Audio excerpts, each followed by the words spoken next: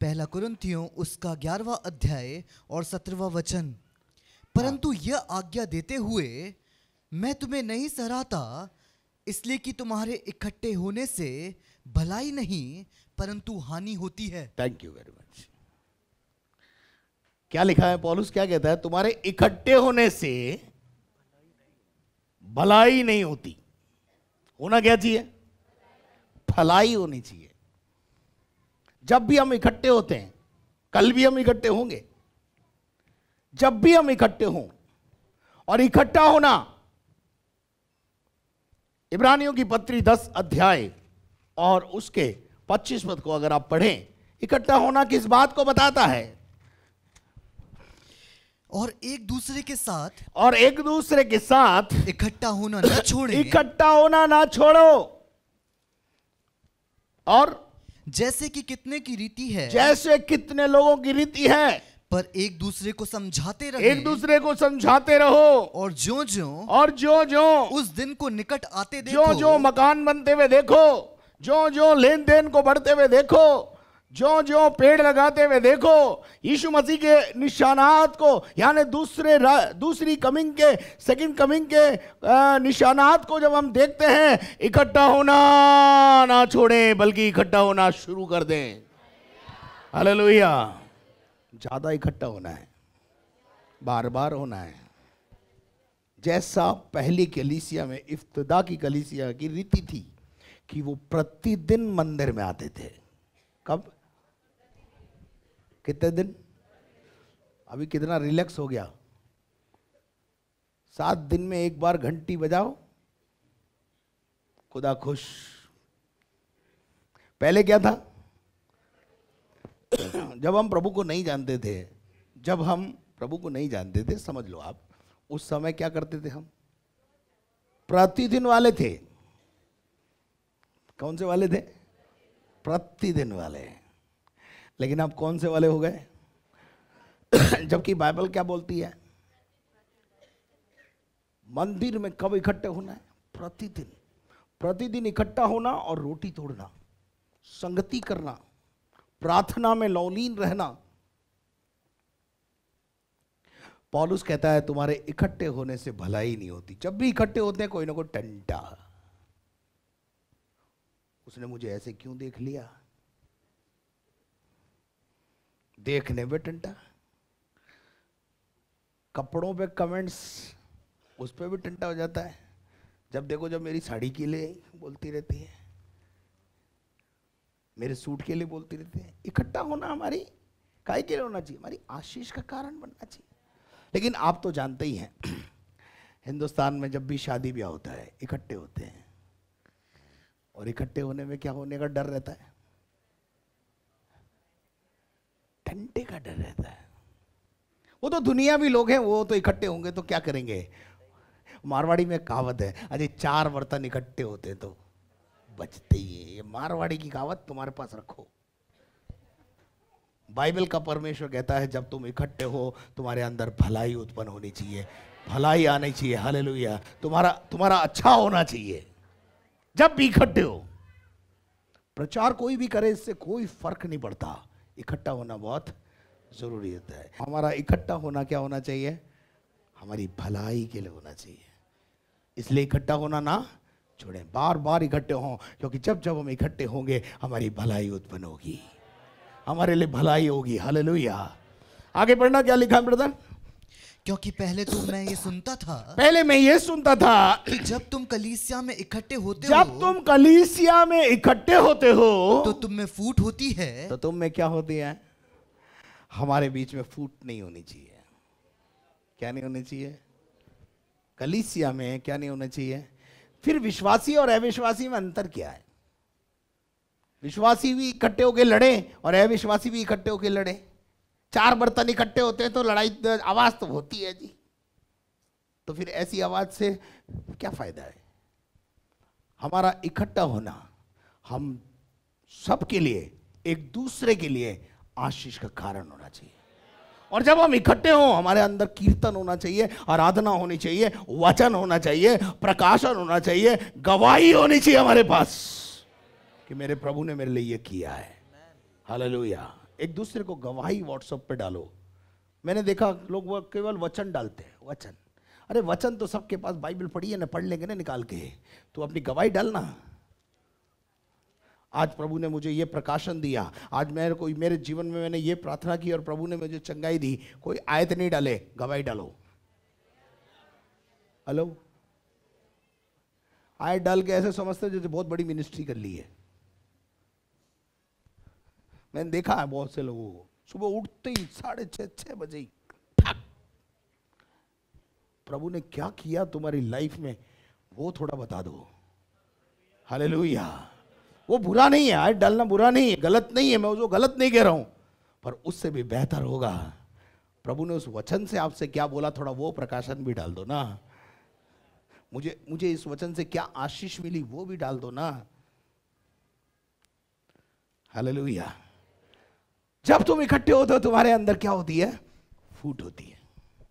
और उसके बाद क्या लिखा है, और मैं इस पर कुछ कुछ विश्वास भी करता हूं। अब मेरे को समझ में भी आने लगा, पहले मैं विश्वास नहीं करता था, लेकिन अब मेरे समझ में आने लगा है कि तुम्हारे अंदर क्या है, फूट है।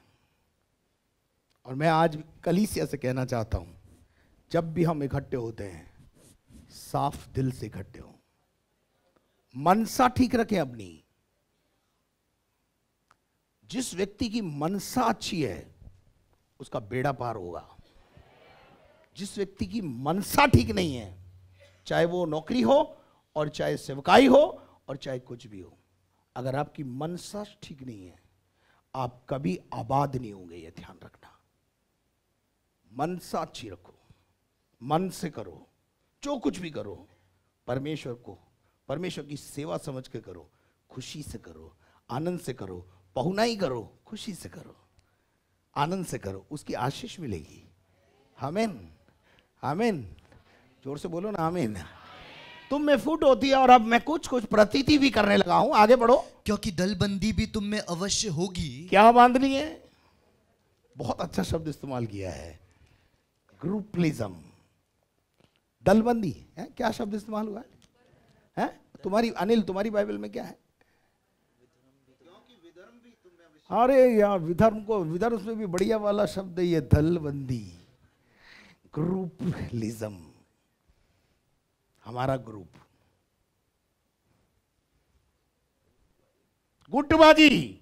अगर दूसरी भाषा में उसको बोलूं, आपकी भाषा में आपको समझाऊं, गुट बनाते हैं आपस में एक दूसरे के खिलाफ। किसी परिवार के खिलाफ गुट बना लिया, पास्टर के खिलाफ गुट बना लिया, कलीसिया को तोड़ने के लिए ग्रुप बना लिया, गुट बना लिया अंदर ही अंदर। विश्वासघातियों, बाइबल का परमेश्वर कहता है बहुत से लोग विश्वासघाती निकले तो क्या फर्क पड़ता है, खुदा जैसे संभाले तुम कुछ नहीं बिगाड़ पाओगे,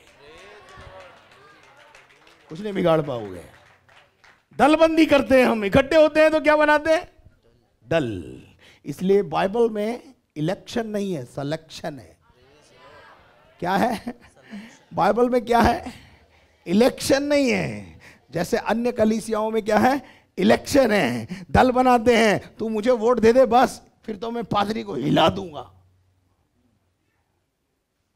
मुझे सेक्रेटरी बना दो, मैं हिला दूंगा।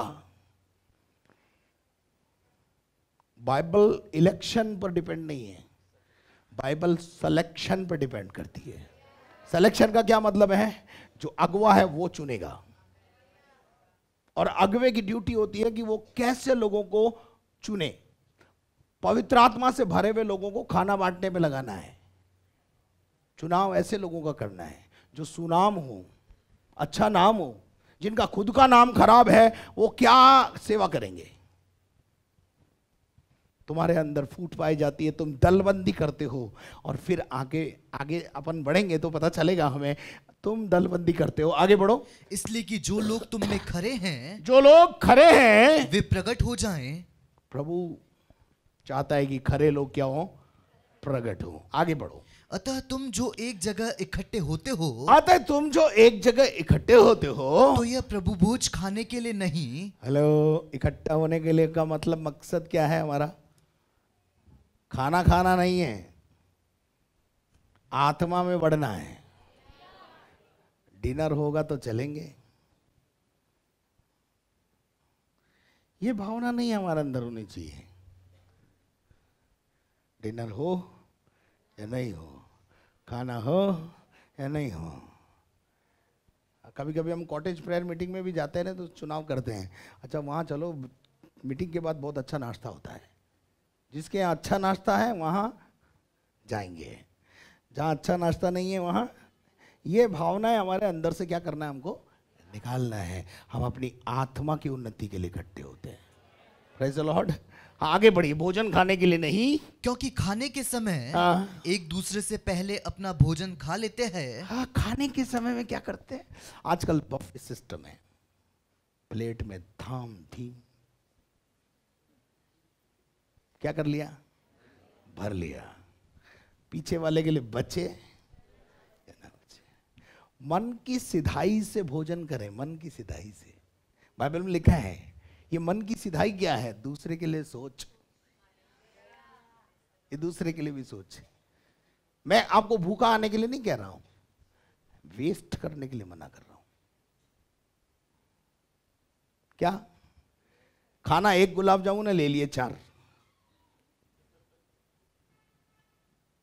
हाँ जी, हाँ जी, क्या लिखा है, बाइबल हर बात का सलीका सिखाती है, बाइबल हर बात का सलीका सिखाती है। अक्सर मैं जब खाने में जाता हूं तो कम खा के आता हूं, तो मेरी आदत है जब भी मैं शादी ब्याह में से आता हूं, क्योंकि बाइबल में लिखा कम खाओ। कहीं लोग तुम्हें पेटू नहीं समझे हैं।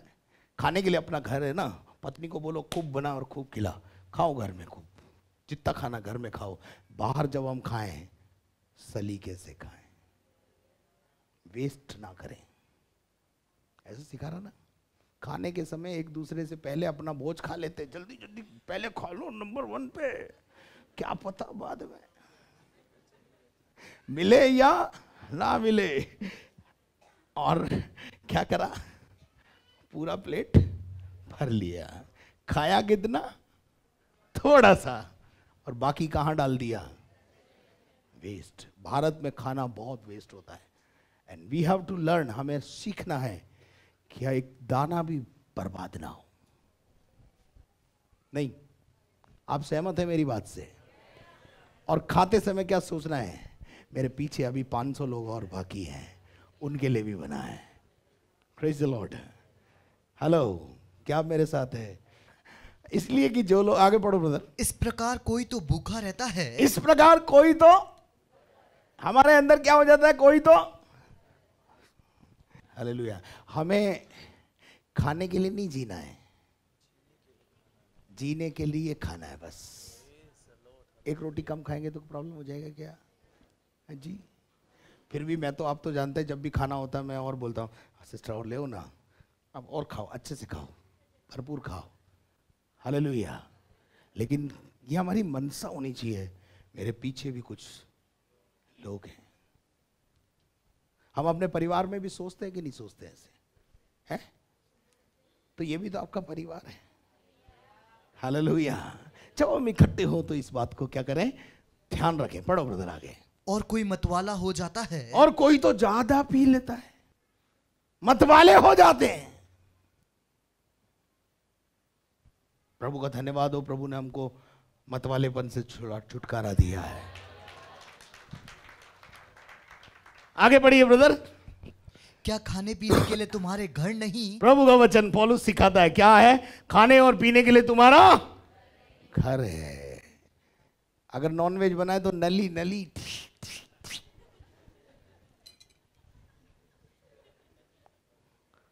अरे एक नली पड़ोसी के लिए भी छोड़ दो, दूसरे विश्वासी के लिए भी छोड़ दो। हेलो, क्या आप मेरे साथ हैं? क्या आपको मेरी बात समझ में आ रही है? चलिए आगे बढ़िए। या परमेश्वर की कलीसिया को तुच्छ जानते हो? क्या परमेश्वर का माल है, खा कितना खाना है। एक बात ध्यान रख, परमेश्वर का माल हजम नहीं होता है। तरीके से खाएगा तो हजम होगा, लेकिन बेतरीके से खाया तो एक एक चावल का हिसाब देना होगा, वेस्ट ना करें। और क्या लिखा है? खाने के लिए तुम्हारा घर नहीं है, या परमेश्वर की कलीसिया को क्या जानते हो? तुच्छ समझते हो। मेरे एक मिलने वाले थे, जब भी मैं किसी उनके घर जाता बोले उड़ाओ उड़ाओ चीन का माल उड़ाओ। वो थोड़ा मानसिक तनाव में थे, तो बोले चीन का माल खाओ, पता नहीं क्या बोलते। कहने का मतलब यह है कि हम जब भी इकट्ठे होते हैं, इन बातों का क्या कहते हैं? पौलुस कहता है इन बातों का तुम ध्यान रखो। Praise the Lord. आगे बढ़ो। और जिनके पास नहीं है, और जिनके पास नहीं है उन्हें लज्जित करते हो। हाँ, हेलो, स्कूल में यूनिफॉर्म क्यों होती है? समानता के लिए, समान दिखने के लिए। अमीर का बच्चा है तो भी खाकी पैंट पहन के आएगा और ब्लू शर्ट पहन के आएगा, और गरीब का बच्चा है तो भी उससे क्या होगा? उससे क्या होगा? समानता आएगी। कैसी भावना उत्पन्न नहीं होगी? भेदभाव की भावना उत्पन्न नहीं होगी। तो क्यों ना हम ड्रेस कोड कर दें? हेलो हेलो जब हम प्रभु के भवन में आते हैं, सोबर कपड़े पहन के आए। कैसे कपड़े? हाँ, खिड़की वाला कपड़ा ना पहने।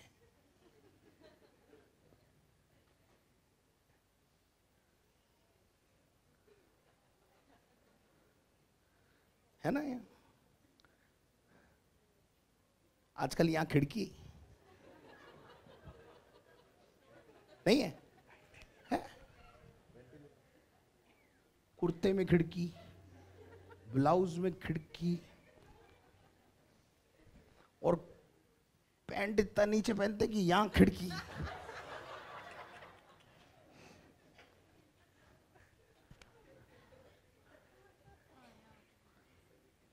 क्या मतलब है? बाइबल में लिखा है एक जगह, खिड़की मौत लाती है।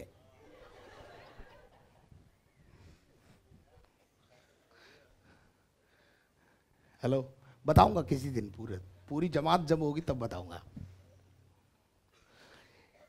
मेरा विषय यह है कि हम समानता के अंदर जाएं, एक दूसरे को नीचा ऊंचा ना देखें। जब भी इकट्ठे होते हैं, भावना सही होनी चाहिए।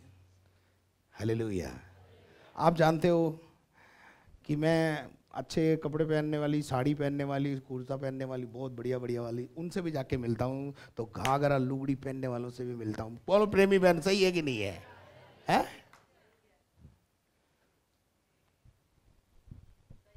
समानता की दृष्टि से देखना, एक दूसरे को भी समानता से देखना। हमारे यहाँ कोई जाति नहीं है, कोई भावना नहीं है, कोई ऊंचा नहीं है, कोई नीचा नहीं है, कोई गरीब नहीं है, कोई अमीर नहीं है, कोई कुछ नहीं। हम सब विश्वासी हैं। हालेलुया। एक ही यीशु के लहू से धुले हुए हैं। हालेलुया। एक ही एक प्याले में से पीते हैं। Praise the Lord. आगे बढ़िए, क्या लिखा है? मैं तुमसे क्या कहूँ? मैं तुमसे क्या कहूँ? क्या इस बात में तुम्हारी प्रशंसा करूं? क्या इस बात में प्रशंसा करूं? नहीं, नहीं, मैं प्रशंसा नहीं करता। हाँ, अगर तुम ऐसी भावनाएं रखते हो तो तुम प्रशंसा के लायक नहीं हो, तुम लज्जित होने के लायक हो। आइए आज हम अपने जीवन में, अक्सर हम जब प्रभु भोज करते हैं तो 11:23 से पढ़ते हैं, लेकिन मैं जब कल रात को पढ़ रहा था तो मैंने बोला थोड़ा ऊपर पढ़ते हैं, और जब मैंने ऊपर पढ़ा तो ये सब बातें मुझे जहन में आई, और जब मैं जहन में आई तो मैंने आज कहा कि पहले हम 17 से पढ़ेंगे। हालेलुया। आपस में हम क्या रखें? समानता। प्रभु की मेज हमें जीवन प्रदान करती है। पौलुस कहता है मैं प्रशंसा नहीं करता ऐसे लोगों की जो तुच्छ जानते हैं एक दूसरे को, नीच भावना से देखते हैं एक दूसरे को। हालेलुया। अभी तो कोरोना का समय है, इसलिए गले मिलना सरकार की तरफ से प्रोटोकॉल के अंदर मना है, लेकिन जब भी हम प्रभु भोज लें, गले से गले मिले। अगर कोई बात नहीं, गले से गले मत मिलो, दिल से दिल तो मिला लो। हेलो, है? गले से गले लगने से कोरोना हो सकता है, दिल से दिल मिले तो कोरोना क्या बिगाड़ लेगा हमारा? Praise the Lord. दिल मिले हुए होने चाहिए। हालेलुया। हम एक दूसरे की सुधि लें। एक दूसरा यदि बीमार है और उसको हमारी जरूरत है, हम अपने आप को उपलब्ध कराएं। एक दूसरे के लिए जीना सीखें। अरे अपने लिए तो दुनिया जीती है, हम दूसरों के लिए जीना सीखें। Praise the Lord. हालेलुया। उसके बाद प्रभु का वचन क्या कहता है, पढ़िए। क्योंकि ये बात मुझे प्रभु से पहुंची। पौलुस कहता है ये बात मुझे कहां से पहुंची? कहां से पहुंची है? प्रभु से। किसी व्यक्ति ने नहीं दी है, ऊपर से आई है। बोलो ऊपर से आई है।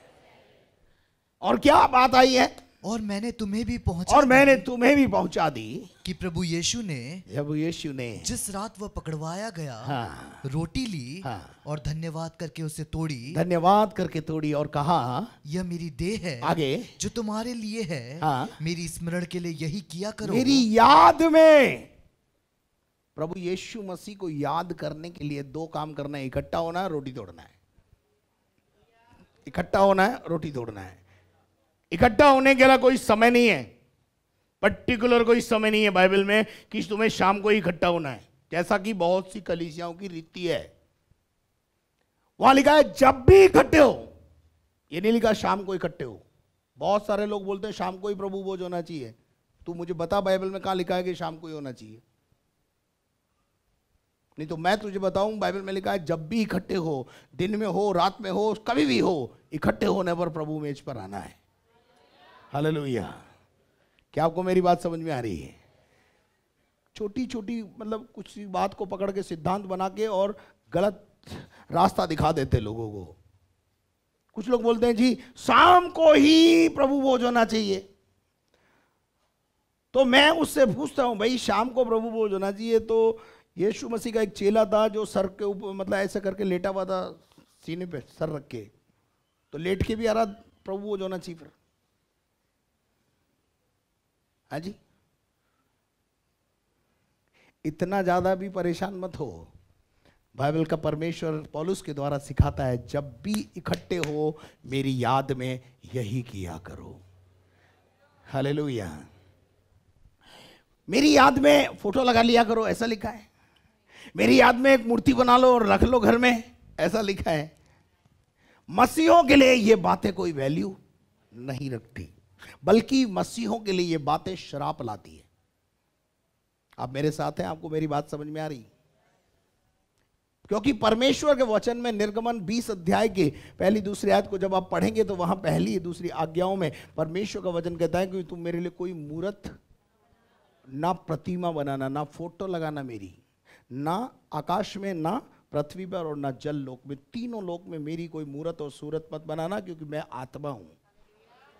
हालेलुया। हमने प्रभु को देखा नहीं है। क्या आपको मेरी बात समझ में आ रही है? मेरी याद में मसीहों के लिए, विश्वासियों के लिए, उसकी याद में इकट्ठे होकर केवल प्रार्थना करना, रोटी तोड़ना, संगति करना, ये चीजें हैं। और जब जब यीशु मसीह के आगमन को आप निकट देखते हो, ज्यादा ज्यादा ज्यादा करना है। Praise the Lord. हालेलुया। इसलिए प्रभु भोज केवल सप्ताह के पहले दिन होना चाहिए, ऐसा भी कोई नियम नहीं है। ये तो हमने बना लिया है। लेकिन अगर हम कल भी इकट्ठे हो तो कल भी कर सकते हैं, परसों इकट्ठे हो परसों भी कर सकते हैं, पहले रोज इकट्ठे हो तो उसमें भी कर सकते हैं। कोई पर्टिकुलर डेट या समय इसमें बाइबल में नहीं दिया हुआ है। इसलिए इस बात को ध्यान रखें। आगे बढ़िए ब्रदर।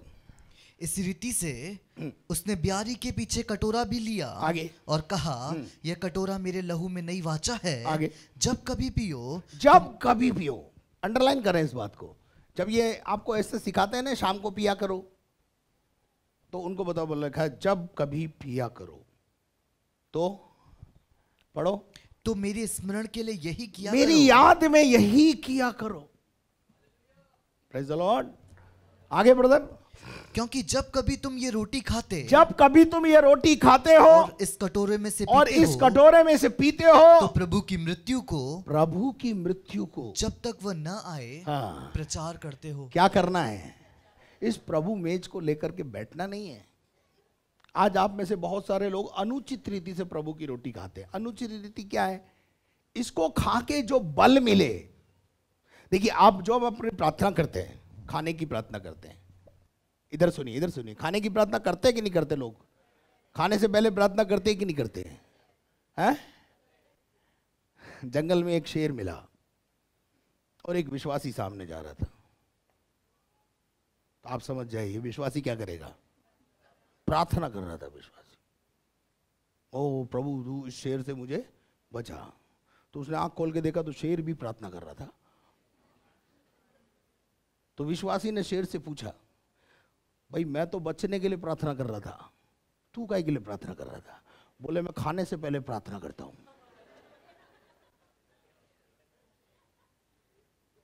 जब जानवर खाने से पहले प्रार्थना करता है, धन्यवाद देता है अपने मालिक को, तो मैं और आप तो विश्वासी, हमें खाने से पहले क्या करना है? प्रार्थना करना है, धन्यवाद देना है। और प्रार्थना करते हैं ना हम, तो क्या बोलते हैं मालूम है? प्रभु हम तेरा धन्यवाद देते हैं इस खाने पीने की वस्तु के लिए, इससे जो ताकत प्राप्त करे उसको तेरी सेवा में खर्च करे। अबे पत्नी से लड़ने पे खर्च करता तू ताकत पाके? झूठ बोलता है खुदा को। पड़ोसी से लड़ने में खर्च कर देता है एनर्जी। भाई बोला क्या खुदा को? जो ताकत तू मुझे दे उससे मैं क्या कर सकूं? तेरी। अच्छा आप लोग बोलते ही नहीं होंगे ऐसे, इसलिए भरी हो। हम तो पादरी, हम तो बोलना पड़ता हमें तो। और ताकत कहां खर्च कर दी? झगड़े में, पड़ोसी से लड़ने में या पत्नी से लड़ने में। पति से लड़ने में ताकत खर्च कर दी। करनी कहां थी? वायदा क्या किया था? बोलो ना, वायदा क्या किया था? करी क्या? आज तक करी क्या? नहीं करी ना। कहां खर्च करी? अच्छा तो फिर खुदा को बेवकूफ बना रहे कितने दिन से? हैं? खुदा छोड़ देगा? इसीलिए तुम में लोग बीमार हैं, इसीलिए बहुत से सो भी गए, इसीलिए श्राप पड़ा हुआ है परिवारों पर। यीशु मसीह ने कहा जो मेरा मांस नहीं खाता और मेरा लहू नहीं पीता उसमें जीवन नहीं है। वो सड़ी हुई जिंदा लाश है, और लाश में से क्या आती है? बदबू आती है। जब लाश के पास जाते हैं तो हमें क्या करना पड़ता है? नाक बंद करनी पड़ती है। पर मैं और आप मसीह की खुशबू हैं। हालेलुया। नहीं, और खुशबू के पास जाते हैं तो क्या होता है? बहुत बढ़िया लगा रहा कि कहां से है? मसीह की खुशबू है। Praise the Lord. Aroma of Christ. Hallelujah. मैं और आप अरोमा ऑफ क्राइस्ट हैं। हालेलुया। पढ़ो ब्रदर, आगे क्या लिखा है? इसलिए जो कोई अनुचित रीति अनुचित रीति क्या है? मैं 8 बातें बताऊंगा। अनुचित रीति क्या है? पहली बात, ईर्ष्या और लड़ाई झगड़ा रखते हुए प्रभु मेज में शामिल होना। पहली बात, ईर्ष्या, जलन, हसद, कुड़न, फूट, विधर्म, डाह, मतवालापन, ये रखते हुए प्रभु मेज में शामिल होना, ये अनुचित है। अगर आपके बीच में टंटे हैं मत लो। टंटा छोड़ो, प्रभु मोक्ष मत छोड़ो। कुछ लोग क्या करते हैं मालूम है? प्रभु वो छोड़ देते हैं। मैं आपको सलाह देना चाहता हूं, टंटा नहीं छोड़ सकते आप। है? 2 चीज आपके सामने रखी है, बहुत महत्वपूर्ण है। इसमें से आपको चुनना है, तो किसको चुनोगे? प्रभु को या ईर्ष्या को? तो छोड़ना क्या है? लेकिन ईर्ष्या छोड़ने को हम तैयार नहीं है, प्रभु वो छोड़ देते हैं। ये बहुत गलत प्रैक्टिस है, इसलिए इस बात को ध्यान रखें। पहली बात। दूसरी बात, प्रभु भोज वाले दिन, आज प्रभु भोज जाना है। ट्रेडिशन है क्या ये तेरा? भागे चले आते हैं। 3 संडे गायब रहेंगे, लेकिन चौथे फर्स्ट संडे तो अगर आप निर्गमन का 12वां अध्याय और उसके 1 पद से 7 पद तक पढ़ेंगे तो प्रभु भोज की जो शुरुआत है वो वहां से हुई है।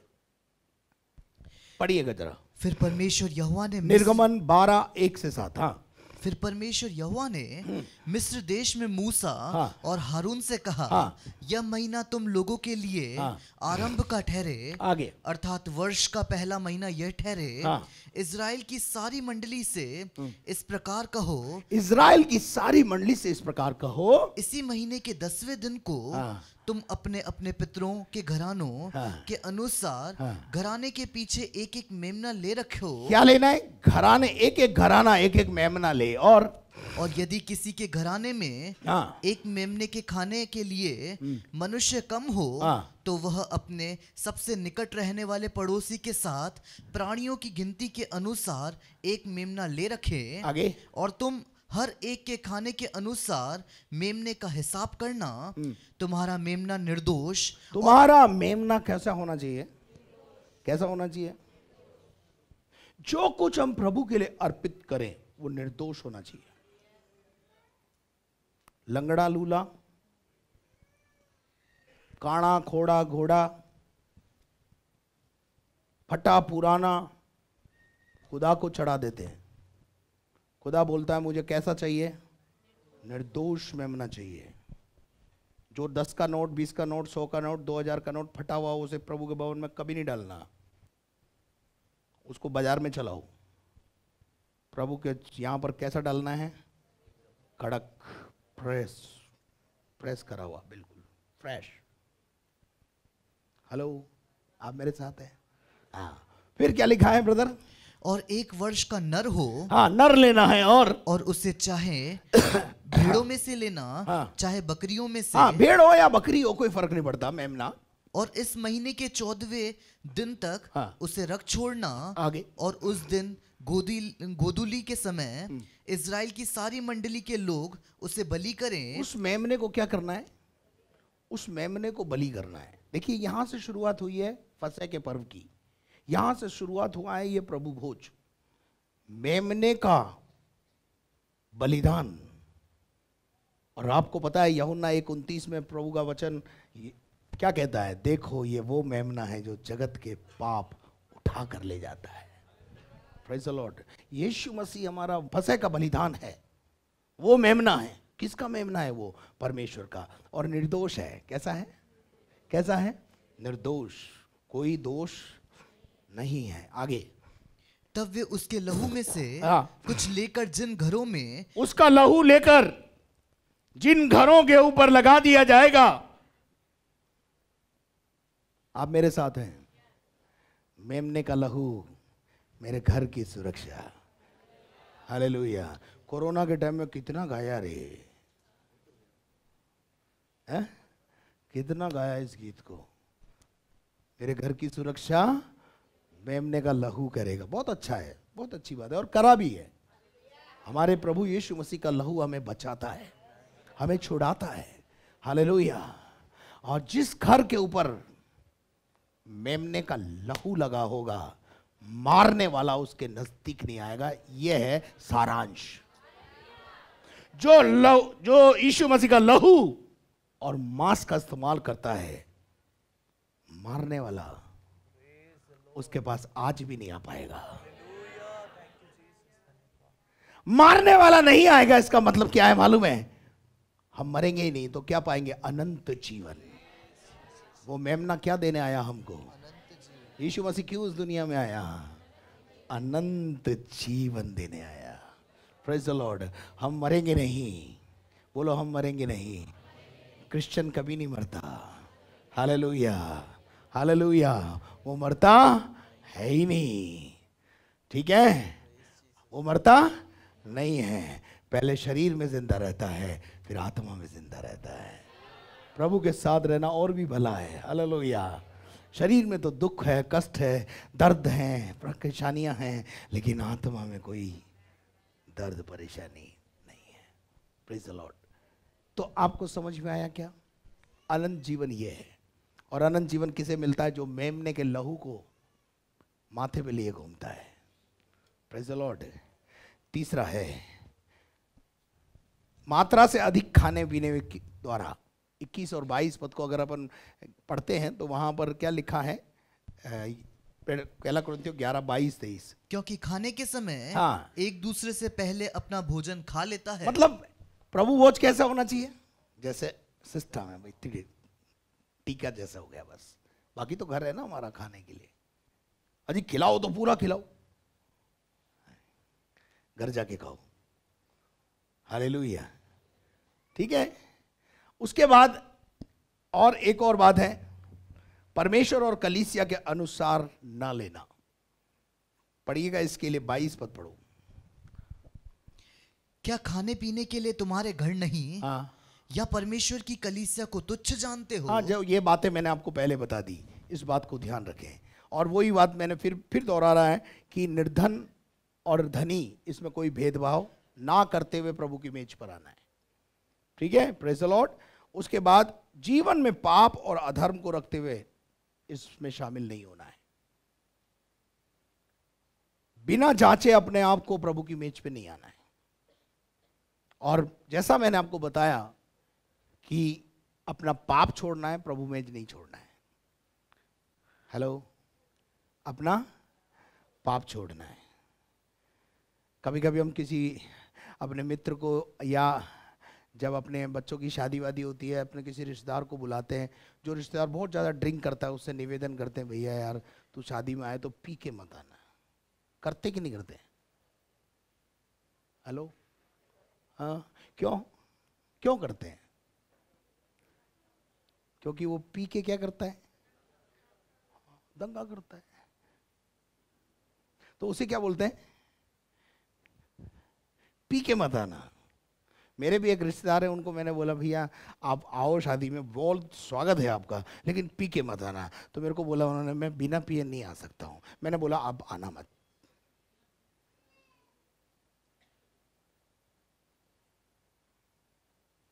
शांति तो रहे कम से कम शादी में, है? शांति बनाए रखो, अनुचित काम से अपने आप को अलग करो। ये इन बातों को ध्यान रखते हुए आप प्रभु की मेज पर आए। Are you ready? क्या आप तैयार हैं? आइए अपने स्थान पर खड़े हो जाएं। परमेश्वर पिता, मैं प्रार्थना मांगता हूं इस समय सुनने वाले हर एक जन के लिए, प्रभु इस बात को समझने का फजल दे। प्रभु इस वचन को पूरा करने का फजल दे। प्रभु इस दीनता का अनुसरण करने का फजल दे पिता परमेश्वर। प्रभु यीशु के स्वभाव हम में से हर एक के अंदर डेवलप होने पाए। यदि इस समय सुनने में वाले में से कोई बीमार है, तो प्रभु यीशु के वचन को हम उनके पास भेजते। ओ प्रभु, तेरा वचन उनके जीवन में कार्य करे। Touch and deliver from all the sickness and बाउंडेशंस। इसी समय चंगाई मांग लेते हैं खुदा, छू ले प्रभु। तेरे बच्चों के ऊपर तेरी दया को मांगते हैं, टच। और हम शक्खा ना रवा। परमेश्वर पिता, हर एक सुनने वाले के जीवन में तेरी ब्लेसिंग्स को बोलते हैं खुदा, आशीषों की वर्षा होने दे।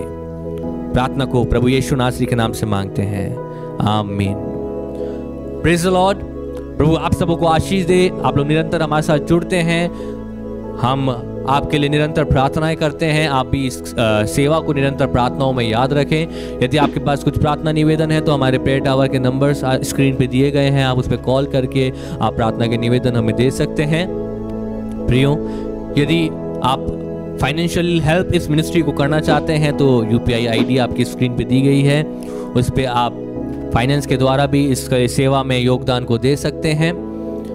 मैं कहना चाहता हूँ, यदि आपने इस चैनल को सब्सक्राइब नहीं करा है तो ज़रूर इस चैनल को सब्सक्राइब कर लें, लाइक करें, शेयर करें, कमेंट करें। यदि कोई बात आपको अच्छी लगती है तो उसमें ज़रूर लिखें ताकि परमेश्वर को महिमा मिले। लोगों के साथ शेयर करें ताकि वो भी इन वचनों के द्वारा आशीष हों। प्रभु आप सबों को आशीष दे। Praise the Lord.